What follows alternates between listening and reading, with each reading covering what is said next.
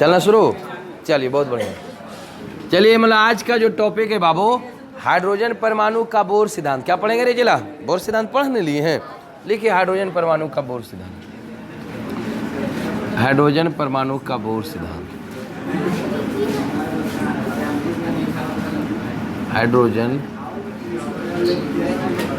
Hydrogen परमाणु का bore सिद्धांत। बोर सिद्धांत, Bohr's theory of hydrogen atom.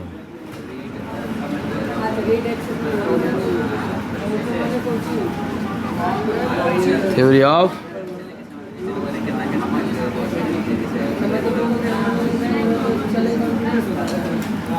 चलिए Bohr's theory of hydrogen atom.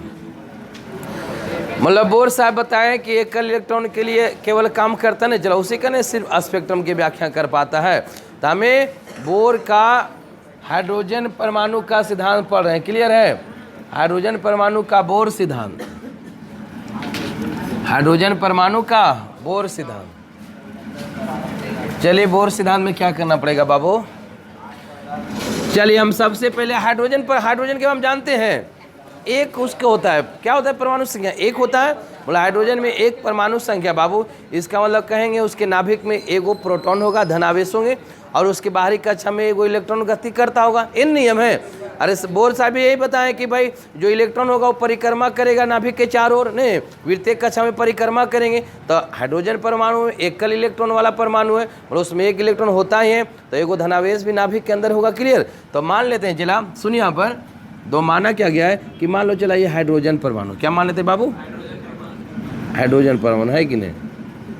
ध्यान दीजिए। अब क्या होगा बाबू, इसके नाभिक भी होगा, नहीं नाभिक होते चला है बढ़िया तो बन गया, क्या लग रहा करिए। तो नाभिक में क्या होता है बोलिए? धनावेश। क्या रहेगा रे बाबू? धनावेश होंगे, बोलो पॉजिटिव चार्ज होगा, क्लियर?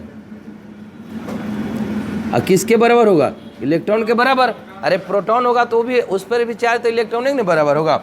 अब मान लेते हैं कि इसका यही केंद्र होगा, यहाँ से मान लें आर त्रिज्या वाला वृत्ताकार कक्ष में, कितना बाबू? आर त्रिज्या वाला वृत्ताकार कक्ष में, जहाँ पर अभी केंद्र बल एफ होगा, मान लेते हैं v वेग से मानो परिक्रमा कर रहा है, कितना वेग से मान लेते हैं? v वेग से, त्रिज्या आर हो गया। और यहाँ पर जो इलेक्ट्रॉन होगा बाबू, तो माइनस इलेक्ट्रॉन एक तरह से होता है, बोलिए जल्दी। यानी इलेक्ट्रॉन पर आवेश क्या होता है? ऋणात्मक, तो आप माइनस ही लिख सकते हैं, बात क्या है? बराबर है, यानी माइनस इलेक्ट्रॉन हो गया है, ठीक है। और यहाँ पर इसका द्रव्यमान मान लेते हैं, m मान लेते हैं, क्लियर है कि नहीं? क्या दो माने बाबू कि हमारे पास में हाइड्रोजन परमाणु में नाभिक के चारों ओर एक इलेक्ट्रॉन होगा जो आर त्रिज्या वाले वृत्ताकार कक्षा में v वेग से गति कर रहे हैं, और यदि जो इलेक्ट्रॉन है उसका द्रव्यमान m मान लेते हैं, और यहाँ पर आवेश जो होगा माइनस ही होगा, इलेक्ट्रॉन पर आवेश ऋणात्मक होते हैं, और यहाँ पर नाभिक पर भी आवेश होगा ई के बराबर, परंतु होगा पॉजिटिव में, नहीं नाभिक में धनावेश नहीं होता बाबू। तो इसमें थोड़ा लिखिए मानक के हाइड्रोजन परमाणु में इलेक्ट्रॉन, मानक के हाइड्रोजन परमाणु में इलेक्ट्रॉन, मानक के हाइड्रोजन परमाणु में इलेक्ट्रॉन नाभिक के चारों ओर, मानक के हाइड्रोजन परमाणु में इलेक्ट्रॉन नाभिक के चारों ओर, क्या माने बाबू? मानक के हाइड्रोजन परमाणु में इलेक्ट्रॉन नाभिक के चारों ओर, नाभिक के चारों ओर आर त्रिज्या वाले वृत्ताकार कक्षा में, आर त्रिज्या वाले वृत्ताकार कक्षा में परिक्रमा करते हैं। स्मॉल आर लिए हैं, आर त्रिज्या वाले वृत्ताकार कक्षा में परिक्रमा करते हैं, आर त्रिज्या वाले वृत्ताकार कक्षा में परिक्रमा करते हैं, आर त्रिज्या वाले वृत्ताकार कक्षा में परिक्रमा करते हैं, जिसके लिए आवश्यक अभिकेंद्र बल, जिसके लिए आवश्यक अभिकेंद्र बल परिक्रमा करते हैं, लिख लिए हैं, वृत्तीय कक्षा में परिक्रमा करते हैं, जिसके लिए आवश्यक अभिकेंद्र बल, जिसके लिए आवश्यक अभिकेंद्र बल विद्युत आकर्षण बल से प्राप्त होते हैं, जिसके लिए आवश्यक अभिकेंद्र बल विद्युत आकर्षण बल से प्राप्त होते हैं, जिसके लिए आवश्यक अभिकेंद्र बल विद्युत आकर्षण बल से प्राप्त होते हैं। विद्युत आकर्षण बल से प्राप्त होते हैं। Paragraph change. यदि यदि यदि इलेक्ट्रॉन का द्रव्यमान m, यदि इलेक्ट्रॉन का द्रव्यमान m मान लेते हैं, क्या मान लेते हैं बाबू? यदि इलेक्ट्रॉन का द्रव्यमान m तथा आवेश E हो, यदि इलेक्ट्रॉन का द्रव्यमान m तथा आवेश E हो, स्मॉल e है कि नहीं, इलेक्ट्रॉन को E से देते हैं कि नहीं, द्रव्यमान m तथा आवेश स्मॉल e हो तो इसे इस प्रकार लिखा जा सकता है। आवेश E दे दे, इलेक्ट्रॉन पर आवेश E ना लेते हैं, E हो तो इसे इस प्रकार लिखा जा सकता है। तो इसे इस प्रकार लिखा जा सकता है। देखो बाबू, क्या हम लोग लिख सकते हैं? हम लोग लिख सकते हैं बाबू, यही बताए हैं कि जो अभिकेंद्र बल होगा विद्युत आकर्षण बल से प्राप्त हुआ है। कहाँ से? विद्युत आकर्षण बल। कहाँ कहाँ आकर्षण होगा? यहाँ नाभिक पे क्या है? पॉजिटिव आवेश होगा, पॉजिटिव चार्ज होगा, यहाँ पर इलेक्ट्रॉन नेगेटिव चार्ज है, तो दोनों के बीच आकर्षण बल लगेगा कि नहीं? तो वही आकर्षण बल है जो केंद्र की ओर लगेगा, चला वही आपका कहलाएगा अभिकेंद्र बल। क्या बनेगा? अन्य अभिकेंद्र बल बराबर हो जाएगा ये आकर्षण बल। अन्य विद्युत बल, कौन बल? अरे दो आवेश के बीच जो बल लगेगा उस क्या बोलेंगे? विद्युत बल बोलेंगे। आवेशों के बीच जो लगने वाला बल होता है उससे हम क्या बोलेंगे? विद्युत बल कहेंगे। तो कहने का मतलब चला, यहाँ पर जो अभिकेंद्र बल होगा एक तरह से विद्युत बल ही अभिकेंद्र बल के रूप में काम कर रहा है बाबू। तो हम क्या करेंगे कि यहाँ पर हम दोनों बराबर कर सकते हैं, विद्युत बल बराबर अभिकेंद्र बल। क्या करेंगे बोलिए? यानी हो जाएगा आपके पास अभिकेंद्र बल बराबर, क्या हम लिख सकते हैं बाबू? अभिकेंद्र बल बराबर विद्युत बल। क्या लिख सकते हैं बोलिए? विद्युत बल लिख सकते हैं, अच्छा कि नहीं, कि कोई समस्या है? अभिकेंद्र बल का फॉर्मूला याद होगा, कब 11th का फॉर्मूला चला कि अगर कोई भी वस्तु r त्रिज्या वाले वृत्ताकार पथ पर v वेग से अगर गति कर रहे हैं, कोई भी सर्कुलर अगर पाथ है, अगर उसमें r त्रिज्या v अगर उसका मान लिया था वेग है, तो उस क्या होता चला mv²/r।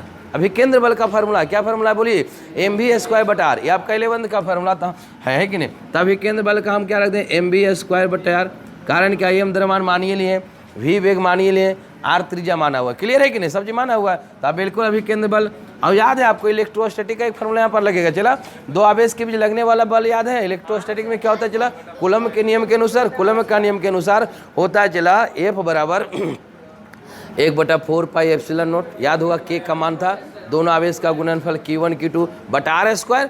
तो ये चला जितना त्रिज्या उतने दोनों आवेश के बीच के दूरी होगा। आधे क्लियर कि नहीं? तो क्या हो जाएगा बोलिए? यानी विद्युत बल होगा चला 1/4 पाई एप्सिलॉन नॉट। क्लियर है कि नहीं? इंटू Q1 Q2, केवल दोनों आवेश का परिमाण लेना है। क्या? विद्युत बल एक सदिश राशि है, बल जब भी रहेगा तो केवल परिमाण लिया जाता है, डायरेक्शन आपको दर्शा दिया गया। क्लियर है? अब हम बात करते हैं तो दोनों आवेश का गुणनफल। तो आवेश यहाँ क्या है? ई है। अरे नाभिक में भी आवेश ई है और आपका यहाँ पर भी ई है, मानो परिमाण केवल लेना है, माइनस प्लस नहीं लिया जाता है कि नहीं, डायरेक्शन वो बता रहे हैं। तो कहने क्लियर है नहीं? तो ई गुना ई हो जाएगा कि नहीं? क्या हो जाएगा? ई इंटू ई क्या हो जाएगा बाबू? बटा r²। क्या होता है बोलिए? r मतलब दूरी, तो यहाँ पर भी दूरी r माने त्रिज्या वही दूरी हो जाएगा, बटा r²। क्लियर? आप देखो बाबू ई r² ई r खत्म हो जाएगा कि नहीं? नहीं, नीचे नीचे काट सकते हैं। क्या बचेगा बोलो बाबू? mv² बराबर बच जाएगा 1/4 पाई एप्सिलॉन नॉट e²/r। e² लिख सकते हैं नहीं जिला? e² लिखाएगा, इसको हम इक्वेशन फर्स्ट माने। कोई समस्या है? चलिए इत आगे हमें कहाँ से चला? एक तरह से हमारा अभिकेंद्र बल को हम विद्युत बल के बराबर करते हैं। ठीक है, पहला समीकरण लाना चला। आपको याद है हम पढ़ाए हैं कि आपका बोर्ड साहब बोले हैं बाबू कि इलेक्ट्रॉन जो होगा केवल उन्हीं कक्षाओं में परिक्रमा करेंगे जिनमें उसका कोणीय जो संवेग होगा h/2 पाई का पूर्ण गुणज होता है। ना बताया गया? क्या बोले हैं बोर्ड साहब कि हमारे पास जो आपका इलेक्ट्रॉन केवल उन्हीं कक्षाओं में परिक्रमा करेंगे जिन कक्षाओं में उनका कोणीय संवेग जो होगा h/2 पाई का पूर्ण गुणज होगा। तो हमें भी कोणीय संवेग बराबर आपका कल भी निकाले, आज भी यहाँ पर रख सकते हैं कि नहीं? यानी क्या हो जाएगा चला? कोणीय संवेग बराबर हो जाएगा चला कोणीय संवेग बराबर हो जाएगा h/2 पाई का पूर्ण गुणज। क्या हो जाएगा चला? यानी NH/2 पाई। एन ले लिए हाल, बोलो था कि नहीं? बता रहे बाबू। यानी NH/2 पाई उसी को कहते हैं पूर्ण गुणज। NH क्या बोलेंगे बोलिए? 2 पाई। क्लियर? अब तो चला कोणीय संवेग का फार्मूला आपको MVR होता है। क्या होता है बाबू? बोलिए क्लियर है? MVR कैसे निकालें? जरा तो आघूर्ण कोणीय वेग कीजिएगा, आपका वैल्यू आ जाएगा। क्या हो जाएगा चला? NH/2 पाई। अच्छा, हमें यहाँ से भी निकालो चला। क्या निकालें? ताकि यहाँ पर हम भी का मान निकालना चाहते हैं। तो यहाँ से भी बराबर क्या हो जाएगा बताइए?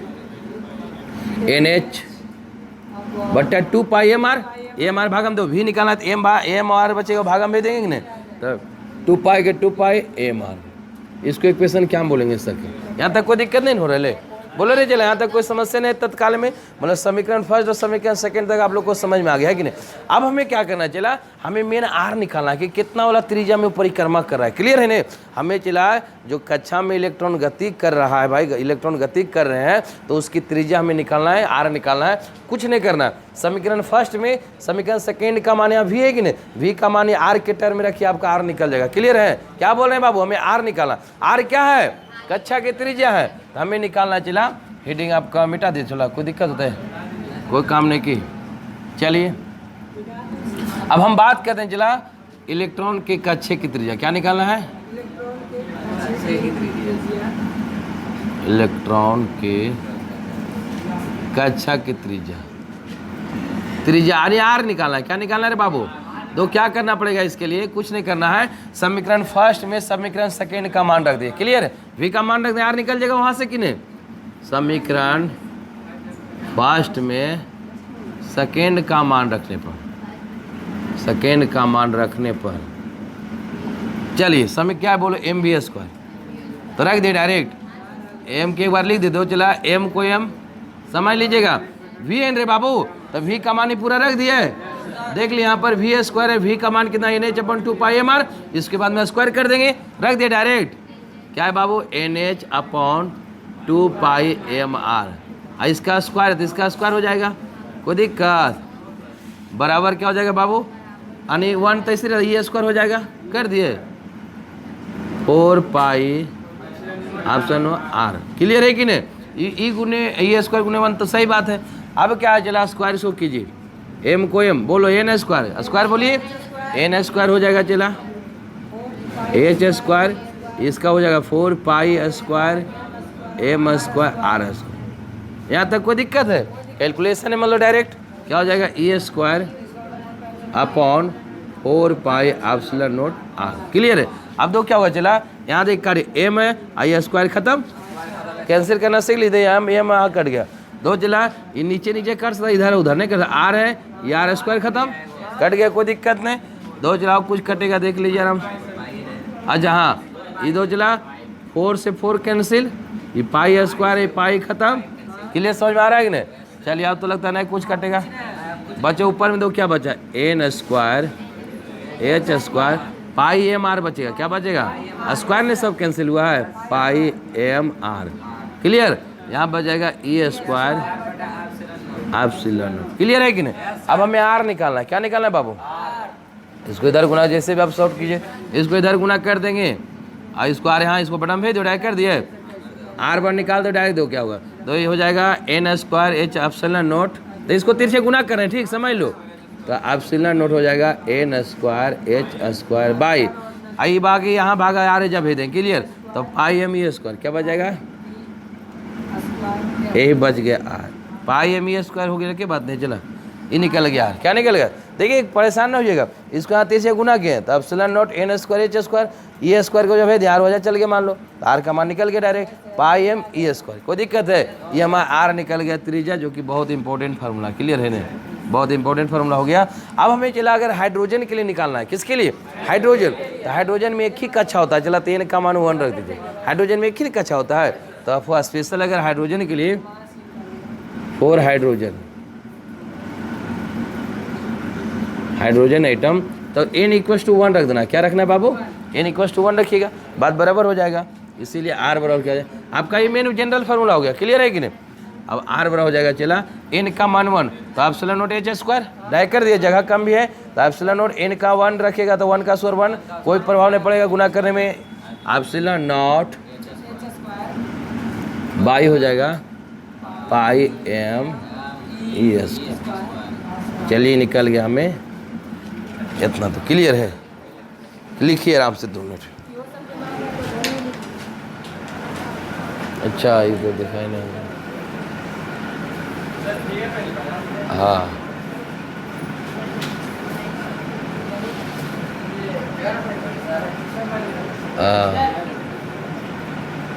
अरे हमारा वीडियो गड़बड़ा है, आप कीजिए फिगर पहले बना लो, हाँ हाँ फिर बना लो पहले।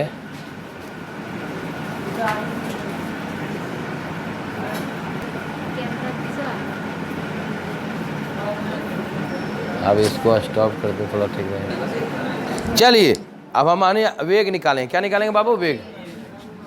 वेग निकालिए फटाक से ना। एजे निकाल दो, लिखिए इलेक्ट्रॉन का वेग। अरे मिड टाइम हो गया, बढ़िया पहले पॉज कर देते। लिखिए इलेक्ट्रॉन का वेग, फटाफट निकालो। चलो कर बाद ऊर्जा निकालेंगे। इलेक्ट्रॉन का वेग क्या होगा रे बाबू? समीकरण देखिए यहाँ पर, इस समीकरण का 3 माना लियो ले रे। अरे यार का मान 3 समीकरण माना हुआ है, नहीं माने मान लीजिए। समीकरण सेकेंड में आर का मान रखने पर आर वाला समीकरण 3 मान लेना चला, जो आर वाला वैल्यू उसको इक्वेशन 3 मान लीजिए। वी बराबर क्या हो जाएगा चला? बोलिए यहाँ पर दो समीकरण 2 में आर का मान रखिए ना, वी का मान निकल जाएगा NH/2 पाई एम। आर का मान क्या है बोलिए? Epsilon not.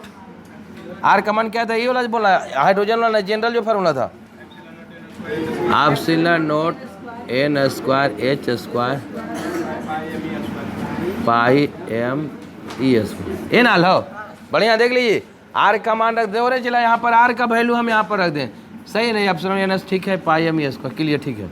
अब दो क्या करना, ये ऊपर चल जाएगा चला, नहीं काट दो, पाई जो कटिए नहीं एम एन कटिए जाएगा, काल ऊपर भेजिए। हाँ यहाँ तक ठीक है। अब क्या करें, कुछ नहीं करना पड़ेगा चला। V बराबर देखो चला, ये आपका है जो NHES, ये ऊपर चल जीते कि नहीं, NHE², क्लियर है। बचेगा क्या दे 2। अब अच्छा ये नहीं कट जाएगा चला, एक N ही है जो कट नहीं जाएगा चला, नहीं कट जाएगा। हाँ तो ये नहीं आएगा। H एप्सिलॉन E² बाई बचेगा 2 एप्सिलॉन नॉट NH²। अरे ये भी तो कट गई थे यार, कैसे काटे में गड़बड़ा गया यार। नहीं तो E² नसीब बचेगा, नहीं कटता स्क्वायर मेरे, तो बचेगा E² NH, ठीक है कि नहीं? तो कट गया सब चला, बच गया 2 एप्सिलॉन नॉट NH। चलिए 1 मिनट के अंदर लिख लीजिए वेग। अब हमें निकालना चला गति ऊर्जा, सॉरी कुल ऊर्जा है, इलेक्ट्रॉन की कुल ऊर्जा। जल्दी उठाओ, यहाँ तक जल्दी लिखिए, देरी नहीं। लिखिए इलेक्ट्रॉन की कुल ऊर्जा।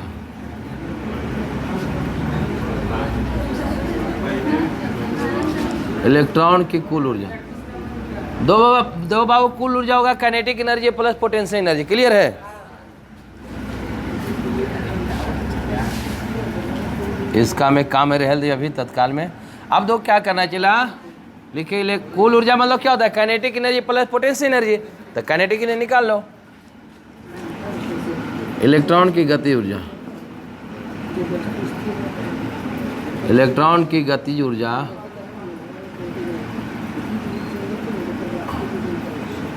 तो क्या होता है चला, के बराबर बोलिए हाफ mv²। क्या होता है बोल जल्दी। यहाँ देखो समीकरण यहाँ पर आ जाओ, चला नहीं बोर्ड पर आइए। यहाँ हाफ mv² है, आपको आसान होगा तो mv² के भाई डायरेक्ट ये जाते हाफ के हाफ mv² का मान डायरेक्ट रख दिए, तो mv² जाए चला mv² बराबर कितना ले रख दिए, डायरेक्ट रख दें समीकरण 1 से। कहाँ से हो जाएगा के बराबर हो जाएगा हाफ को हाफ, और क्या mv², यहाँ पर mv² का मान रख देते हैं 1/4 पाई एप्सिलॉन नॉट, क्या हो जाएगा E² बाई आर, क्लियर है? चलिए मतलब हम लिखे हैं फ्रॉम इक्वेशन फर्स्ट। कहाँ से? फ्रॉम इक्वेशन फर्स्ट, क्लियर है? समीकरण मतलब 1 से रख दिए। चलिए क्या हो जाएगा के बराबर बाबू, क्या हो जाएगा बताओ रे चला, E² ऊपर में गुना E² हो जाएगा बटा 4 दूना 8 pi epsilon naught are, clear है? इसको इक्वेशन क्या मान ले बाबू, 3 तक माना हुआ था, 3 उसको मान लेने आर वाला को, इस क्वेश्चन हम 4 मान लेते, क्लियर? क्या निकल गया, काइनेटिक नहीं निकल गया। अब निकालिए पोटेंशियल एनर्जी। क्या निकालना है? पोटेंशियल। आपको याद है फिगर मिट गया। देखिए उसमें आपको निकालना है, तो दो आवेश के बीच में स्थिति ऊर्जा निकालेंगे। अरे पोटेंशियल मतलब हिंदी स्थिति ऊर्जा होता है, तो दो आवेश के बीच में ना स्थिति ऊर्जा लगेंगे। तो आपको याद है W बराबर, तो U बराबर आपको याद होगा, तो होता था चला Q1 Q2 by 4 pi epsilon naught R। स्थिति ऊर्जा बराबर दो आवेशों के बीच स्थिति ऊर्जा बराबर होता है Q1 Q2 by 4 pi epsilon naught R। Q1 मतलब पहला आवेश, Q2 मतलब दूसरा आवेश, एप्सिलॉन होता है ये पता, R दोनों आवेश के बीच की दूरी। स्थिति ऊर्जा एक अदिश राशि, इसलिए प्लस समान है दोनों लेना पड़ेगा। आपका नाभिक में प्लस है, इलेक्ट्रॉन बाहर में माइनस है। क्लियर? इसीलिए लिखो इलेक्ट्रॉन की स्थिति ऊर्जा क्या निकालना है चला, इलेक्ट्रॉन की स्थिति ऊर्जा एरा हम यू बोलते हैं। क्या बोलते हैं चला? तो हो जाएगा, देखिए क्या होता है 1/4 पाई एप्सिलॉन नॉट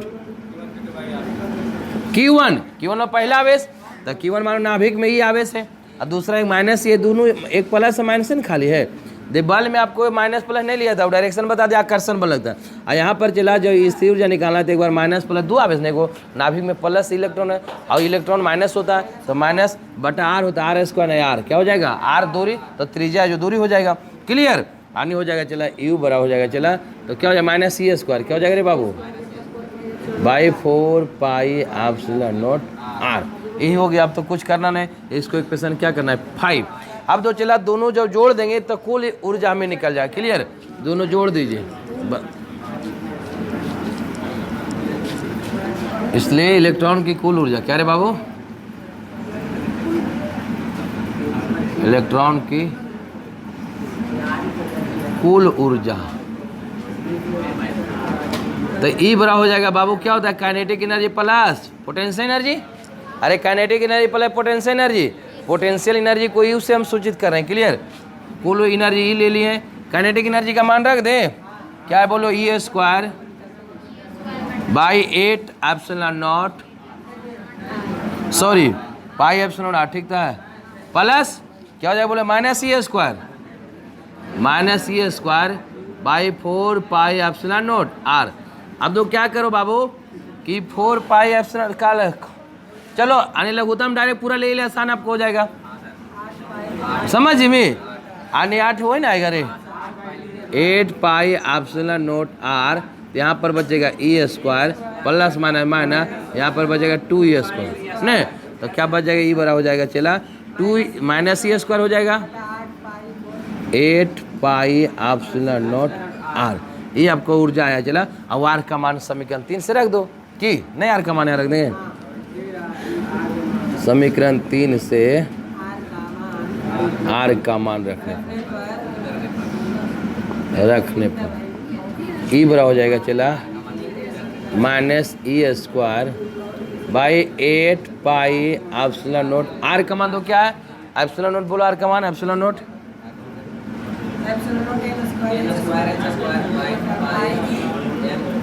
पाई,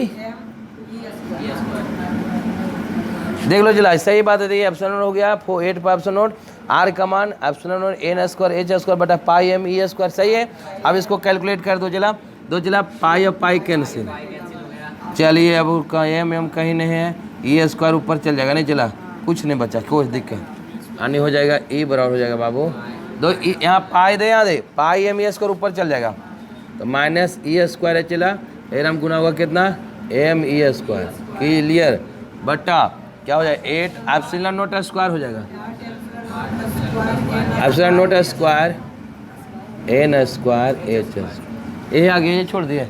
अच्छा आगे बचा, ठीक है, यहाँ पर अभी हर जगह कर देते हैं, इसीलिए ई बराबर दो चला, ए माइनस m E4 नहीं हो जाएगा बाबू, इतना तो दिखाएगा चला वीडियो में रे, अच्छा नहीं इतना दूर में दिखा जाएगा नहीं, इसलिए ई बराबर हो जाएगा चला, देखिए नहीं -m E4 क्या हो जाएगा, m⁴ 8 epsilon not square n² h², बहुत इंपॉर्टेंट फार्मूला आया ई बराबर, ठीक है। ये हम इसके द्वारा किसी भी कक्षा में इलेक्ट्रॉन की ऊर्जा हम ज्ञात कर सकते हैं। क्लियर? चलिए आराम से लिखिए, हाँ इसको जो नहीं है उसको हम दिखा देते हैं। क्लियर हो गया इतना दूर, नहीं चला। चलिए तो यहीं पर जय हिंद करते नहीं चला, ठीक रहेगा।